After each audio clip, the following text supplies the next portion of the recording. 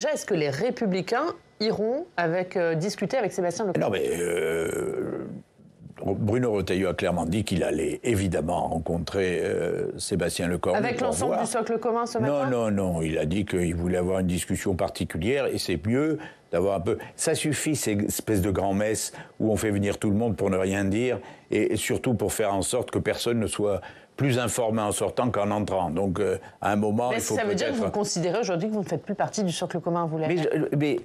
Nous ne considérons rien du tout. Je considère que si le président de la République a une solution, qu'il nous la donne. Mais d'un côté, il dit qu'il ne veut pas démissionner, ça on avait compris. D'un autre côté, il dit « j'assumerai mes responsabilités », on ne sait pas ce que ça veut dire. Est-ce que ça veut dire dissolution? Est-ce que ça veut dire un autre choix? J'en sais rien. On entend bien les hurlements de la gauche, mais qui sont délirants. Je veux dire, la gauche fait croire qu'elle a gagné les élections de 2024, elle a fait 28%.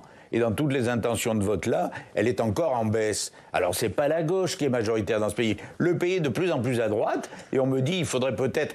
S'il y a un gouvernement de gauche, il sera censuré quasiment immédiatement. Donc, on arrête. Alors, soit on nous dit, on fait un gouvernement technique, on trouve un projet. Et j'entendais hier l'ancien Premier ministre, Gabriel Attal, qui était beaucoup plus dur que nous sur le président de la République. Parce qu'on arrivait à dire c'est un acharnement, il veut garder le pouvoir, rendez-nous, partagez, etc. Je ne comprends plus ces décisions.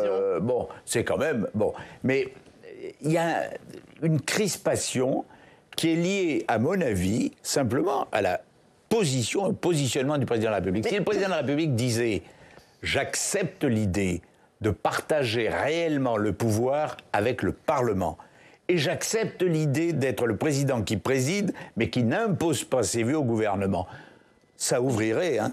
Juste, est-ce que Sébastien Lecornu a dit oui pour une rencontre en tête-à-tête avec Bruno Retailleau? A priori, oui. Donc elle est calée? Ah je pense que oui. C'est pas moi qui fais les rendez-vous des uns des autres. Est-ce que vous pensez que ces négociations, elles peuvent aboutir d'ici demain soir? Je n'en sais rien.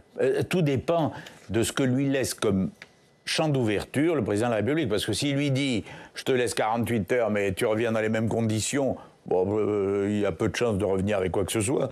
Si en revanche, c'est pour dire on ouvre complètement, mais cette fois-ci on accepte le partage du pouvoir, cette fois-ci on accepte de ne plus vouloir imposer ses vues jusqu'en 2027. Je ne comprends pas. Enfin, le président de la République voit bien. Moi, ces histoires de motion de destitution, c'est ridicule. Enfin, la destitution est prévue par la Constitution pour des éléments du type haute trahison, etc. Mais qui peut croire ça? Et avec des majorités qualifiées. Il y a des gens chez les LR qui demandent le départ d'Emmanuel Macron. Le départ, c'est pas la destitution. Le départ. Que le président de la République dise la situation est bloquée, la seule solution c'est une nouvelle élection présidentielle. Beaucoup de Français Vous souhaiteriez qu'ils le disent? Qu'ils démissionnent? Qu'ils lancent des présidentielles? Mon espoir en la matière n'a aucune importance, parce qu'il ne le fera pas. Si je me disais, si je le dis, il va le faire, je le dis tout de suite. Mais comme je sais très bien que ça ne se fera pas, ça n'a aucun intérêt.